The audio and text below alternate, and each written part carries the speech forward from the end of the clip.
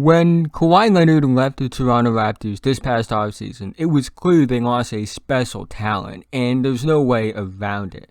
However, the defending world champs still look like serious contenders without Kawhi Leonard, and I believe this has to do with three things. First, I believe that they have the best coach in the NBA in Nick Nurse. Second, the jump that Pascal Siakam made this year. And third, and the reason why I'm making this video, OG Anunoby being healthy and a lockdown defender. I think that people forgot about OG Anunoby because he didn't play in the 2019 playoffs due to injuries when they won the title. And while I don't think he's the next Kawhi on offense, I don't even think he'll ever be close to as good as Kawhi is on offense. I do think he can have the same kind of impact on defense that Kawhi was able to have at his peak if he isn't already having that kind of impact already.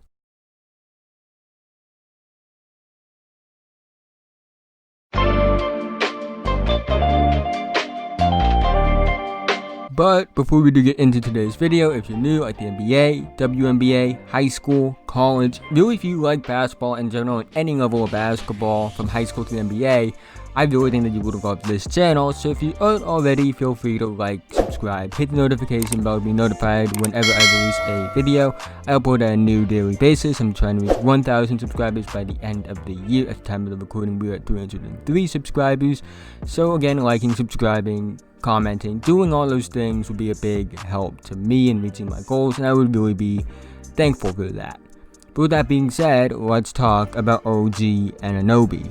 For starters, I do want to give you some background on my views on OG Anunoby when he was coming out of Indiana. When you look at OG Anunoby's base stats in college and look at them at the surface level, they aren't that impressive. 6.8 points per game, 3.5 rebounds per game, and 1 steal per game over 2 seasons. And it's not something you would expect out of a guy I would say was a lottery talent in the 2017 NBA draft. However, I do think his numbers would look better if he played his full sophomore season.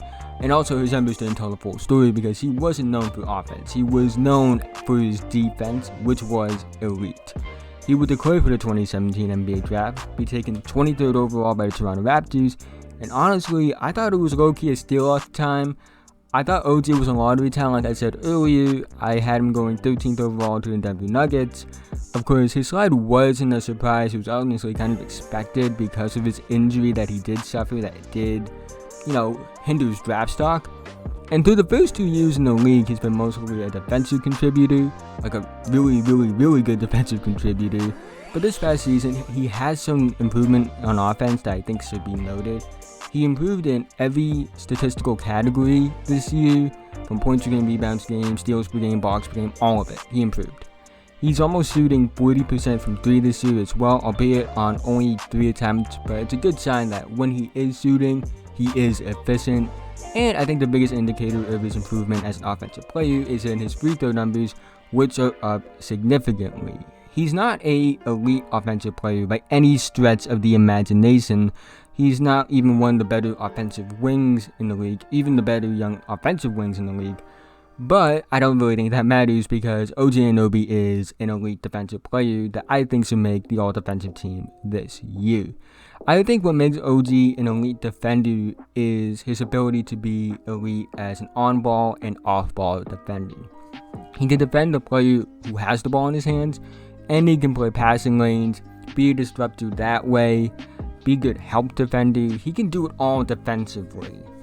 But I do think the biggest asset when it comes to OG Anunoby and his defense is his ability to defend elite offensive players, which is something that is hard to find a guy that will and can and have this ability to do that. He's more than capable of locking down elite wings like LeBron James. If you watch that Toronto Raptors game where they faced the Lakers in the bubble, it was clear OG Anunoby was limiting LeBron James to less than what he was capable of. To me, OG Anunoby is much like the Darrell Revis of the NBA. He's a guy you can put on an island against the best offensive player on the opposing team, and more times than not, he's either going to A, lock him down, B, limit him to less than what he's capable of, or C, make him a non-factor. And I know some will say that he isn't as good of a defensive player, he isn't an elite defensive player because he only averages 1.4 steals per game. Those are casual fans, by the way. Let me make it very clear, if you think that he isn't an elite All-NBA level defender because of the fact that he doesn't average the most steals per game. It's clear you just don't watch him play. Steals per game aren't the greatest indicator of a player's defense to begin with. Great defenders can have high steal numbers, however. Look at guys like Michael Jordan, Chris Paul, Kawhi Leonard, just to name a few, who have had high steal per game numbers and have been elite defenders. But A, 1.4 steals per game isn't bad. But B, more importantly, OG's 1.4 steals per game doesn't measure these things. How many tough shots he forces, how many bad passes he forces, how he's able to limit an offensive player to less than what he's capable of, how many scoring opportunities he forces a player out of. Defense is more than box score numbers. I think people need to realize that as well. You can't just measure how great a defensive player is based off his blocks per game and steals per game. If that was the case, Hassan Whiteside would be the best defensive player in the league. So again, when you are looking at defense, actually watch how they're playing on defense and don't just look at the box numbers. And the thing is, OG Anunoby has been described as a 3-and-D wing. And while to an extent I agree, I think it's underselling OG Anunoby's defensive ability and how elite he is on that end of the floor to just call him a 3-and-D wing. Because I feel like that term is very thrown around loosely by guys who are good defenders and can shoot. Because OG Anunoby is a generational defender in my opinion. He isn't just good, he's elite. He's all defensive first team kind of good. And the thing is, he's only 23 years old and can lock down the best of the best. He can lock down those guys. He's not only great locking down guys, he's also great in passing lanes and as a disruptor as well. And he's this good. And he's only going to get better. OG isn't just a perennial first team all defensive member in my eyes. He's a future defensive player of the year. But that's the end of this video. If you made it to this point, thank you very much. Again, if you haven't already, like, subscribe, hit the notification bell if you want to be notified whenever I release a video, uploading on a new daily basis. Trying to reach 1,000 subscribers by the end of the year, so doing all those things will be a big help to me. And again, thank you for watching this video, and have a nice day.